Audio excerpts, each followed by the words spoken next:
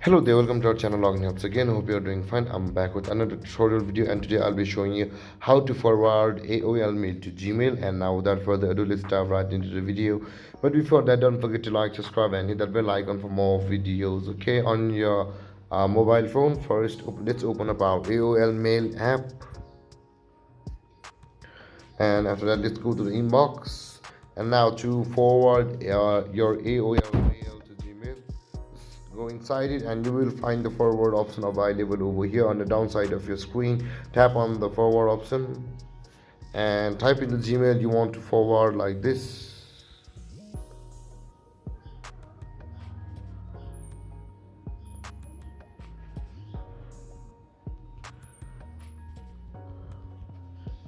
And hit next, and hit next, and hit send.